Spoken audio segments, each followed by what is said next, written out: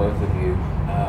The big conjecture in South Africa is that this is kind of trying to work out where you guys are sort of almost mentally. By that I mean, a lot of people are saying you've had a difficult series against the British and Irish Lions. Does that mean you battle hardened or battle weary? Can you guys set it straight? Where you at? I think it's just exciting to see the growth that we had in that series. You look at the start point to the finish line, there was definitely some improvements that were made, and we're growing closer and closer together as a squad and better as a rugby team. So, we're really excited by the challenge this weekend, Ellis Park. Yeah, basically exactly the same what Hoop said. I think we grew a lot in that series, and I guess our focus really is to just keep building and getting stronger, hopefully. The whole sort of Ellis Park haven't won since 1963 or whatever it was. Is that a thing? First time I've heard of it. Yeah, I don't think it's been talked about, but I think that's a bit of outside noise. We're just kind of focused on ourselves, keeping it really internal at this point. So yeah. Marty says you both made your debut here 2 years ago. Is it a sort of special thing for you guys to be back here? Or? It's definitely special to be back here together. Started my journey with Baby Bear 2 years ago, and to now full circle moment, be back here in the exact same hotel. Yeah. Hopefully getting a different result on the weekend, but it's really cool to see the journey that we've been on. There's been some highs and some lows, but yeah, we're continuing to rewrite that journey, and hopefully it's a really positive one come this weekend. Your impressions on rugby in South Africa, simply because obviously there's been this whole sort of breakaway, to South African teams used to play Super Rugby, and it's not quite the same anymore. So what are your guys' impressions of playing rugby in the Republic, as it were? I mean, I think everyone in South Africa is very passionate about rugby. You can see that based on how they rally around their team when they get the results. So obviously it's very exciting to come here and play, and we know there'll be a lot of fans cheering for the South Africans, but hopefully we'll be able to, put on a show that makes our fans back home proud. Zane, obviously, from a personal perspective, it's a team that prides itself on its scrummaging. What's that like as an experience? Obviously, we kind of, we keep going on about the bomb squad and these guys are going to do this, but from an opponent's perspective, what's it like to come up against the South African scrum?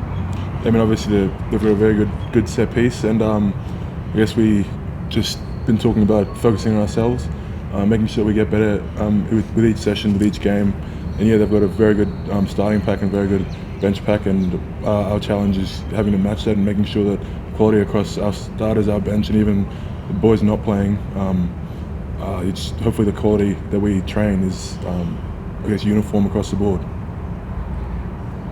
Tom, we sort of see flip between blindside and sort of lock. Which do you feel more like? Which do I feel more like? I just feel like a rugby player that's versatile. That's what I feel like. I call myself a Swiss Army knife because I don't really have a hat that I wear all the time. I kind of chop and change. So I like that. It's one of my strengths. It's something I don't want to change until I'm 30 years old and I slow down a bit, and then it's definitely only second row. And if you do get chosen at blindside flag, obviously you'd be up against someone like Peter Steph-Toy. Your impressions of him as a player, I don't know how many times you would have played him. I imagine I think twice I've played him. He's an amazing calibre of player, World Rugby Player of the Year. And he's someone that, as a guy that can kind of cover a lot of positions, he's the perfect example of that. His versatility and expertise in that, from a line-out operator to a backline, back row defender, he's amazing. So he's someone that I really love challenging myself against guys like that and guys of his calibre. So, yeah, if I was to get an opportunity, it'd be very exciting. Again, as a loose forward, what do you make of the loose trio that they've chosen? Because obviously they haven't gone the traditional route of a big 8 who's a link, a blind side, and a small open side. Instead, they've basically got 2 open sides. What are your thoughts in terms of what you think they're trying to achieve there? They're probably trying to achieve some breakdown pressure, but we had a similar kind of predicament against the Lions, where you've got someone like Targ Byrne who's really good over the ball, and Tom Curry. So we know that we're just going to have our wits about us when it comes to the breakdown time and making sure that we're really getting our targeting right there, because obviously that's what they're looking for, a bit of turnovers. Obviously you've got Malcolm Marks, who's also a great pilfering threat. So yeah, they've still got some firepower, and so do we. So it should be good to see it go head to head. Thanks, Tim. Anything further? Yep. Online, please, guys. I'm happy to jump in. Tom, sort of coming off that man of the match performance in that Test 3, can you just sort of relive how that moment for you and how special it is in your career to sort of rise on that stage and come away with that honour? It was a huge moment. Watching back at the game, I think there was a few other guys that were probably more deserving. They were amazing, but it was definitely a team effort. I know it sounds cliche, but it was just good for me to get back in that starting jersey. It's the first time I've been back there since the World Cup. It's been a long road, on field and off field, so yeah, it was pretty special to be out there and just to get the win more than anything. It was great to get the win with the guys and be a part of a change room that had a great vibe about it. Moments like that on home soil, we celebrating win over the Lions, does it make you sort of more motivated to come back in time for 2027 and make sure you're sort of making more memories like that in gold? Yeah, I love the gold jersey. I love playing in it.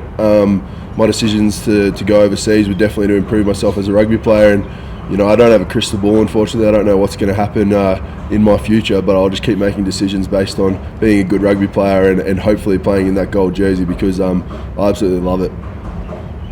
I guess just one fun one for me, for Zane. With that prospect coming at the Springboks, that set piece dominance and the bomb squad they have, how much of your sort of preparation this week is revolving around how to sort of combat that full 80-minute sort of pressure that they will provide around that area?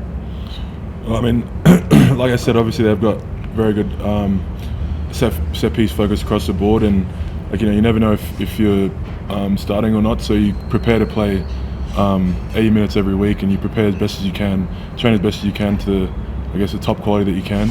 So I mean, obviously we're just going to focus on us, but we're definitely going to, focus on our set piece a lot and try and improve that.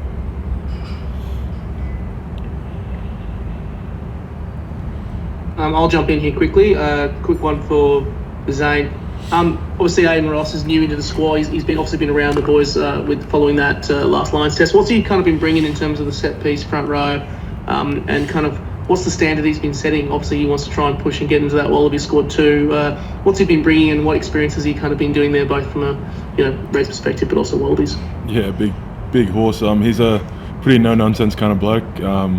He kind of gets about his work very diligently, and he's definitely pushing his name forward. Like, he's not there floating around or drifting. He's on task at all times, and I think if you drop your standards, he'll let you know. But he's also very good coach for someone going against him. He gave me some pointers when we were doing our training in Sydney, and very grateful for that. But yeah, he's very no-nonsense kind of bloke, and someone that you just love to have in the team.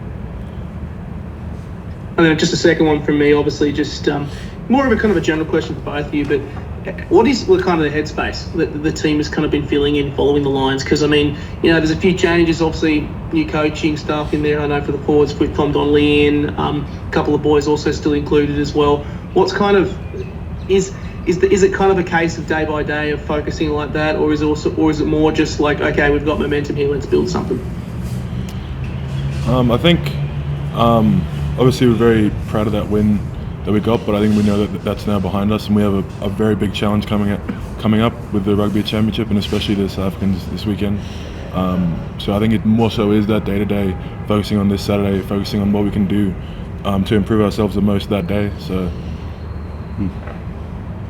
Yeah, I think my favourite quote from Laurie Fisher is that we're in the business of getting better, and I think that's definitely the mindset that we're going in with at the moment. Just small little increments, small little baby steps, and you saw that throughout that test series we were in the business of getting better, and we're just going to continue to strive to do that. And it's really nice and calm amongst the group, but we know we've got a lot to take on board mentally, and then from there we're just physically working. We just finished our brekkie, but we're about to get tucked into a big session, so I'm sure that'll be just another day of getting better. I'll go, Tom. Can you talk a little bit about the inspiration of Will Skelton being in the pack? You play with Bobby B, but getting the chance to play with Will Skelton, he kind of went Hulk smash in that Lions series. How much did that lift you, and do you think you'll be able to take that forward into a battle with the game's best forward back?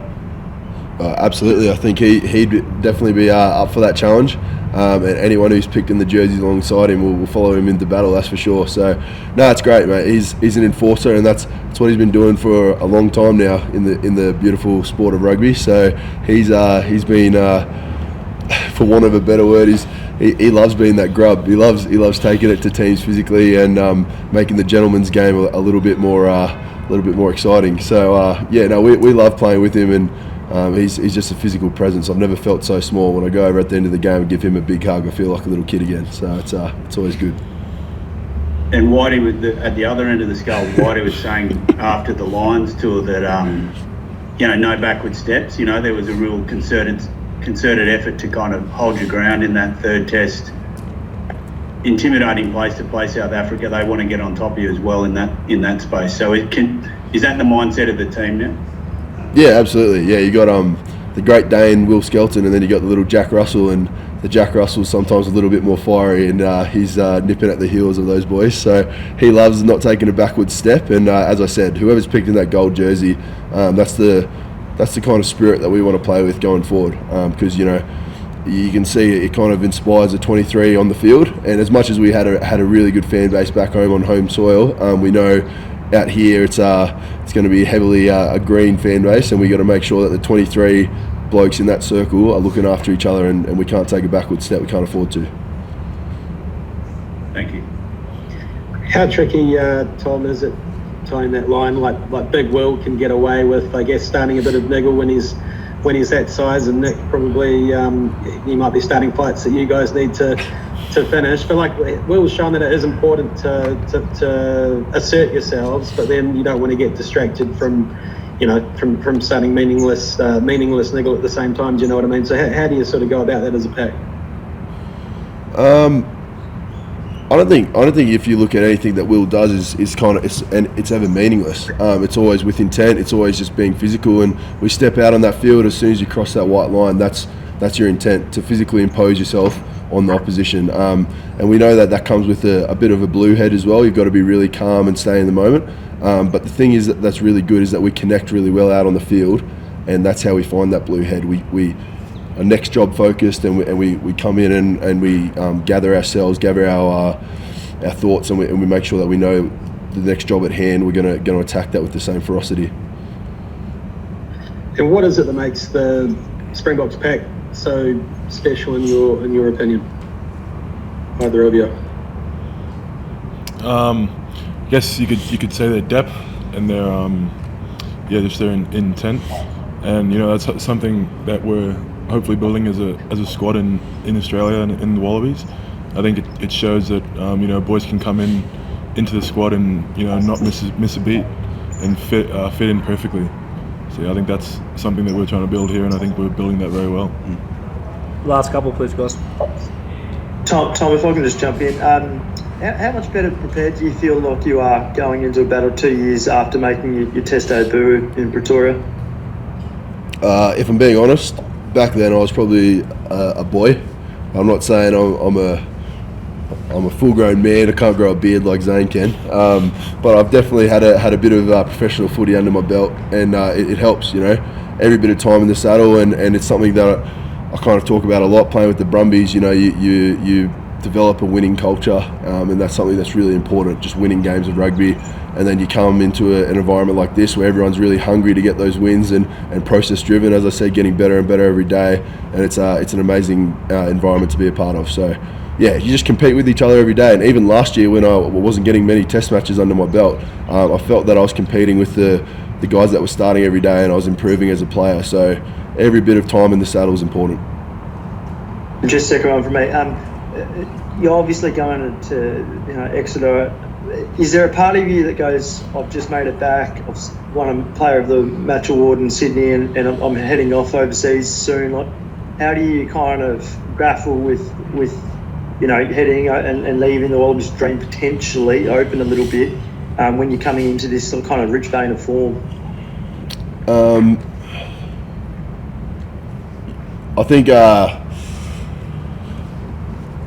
the decision I made at the time was a really good decision, and I still stand by that decision because I'm going to go over there and improve as a player. So right now I'm just focusing where my feet are, and right now my feet are in South Africa, and I've got a job to do here. Soon enough they'll be back home. I have a job to do there, and then I'll have a job to do in the Exeter jersey, and I'll pour every little bit of energy that I can into that team, improve as a player, hopefully improve that club, and then whatever my next journey is, I'll do the exact same thing. So I'll just keep focusing where my feet are. Right now, that's here in the green and gold. Time for one more if there's something that hasn't been asked. What was the reaction to Rassie Erasmus naming his team so early in the week, and even then seeing Sia Khaleesi playing at number 8, where he's sort of never played a test match before? It was good. There's not much flowing on the Instagram over here because the time difference. So it was good to get a bit of conjecture and share it around with the team. Get a few boys talking. So it was nice. Thanks, guys. Appreciate your time. Thank you. Thank you.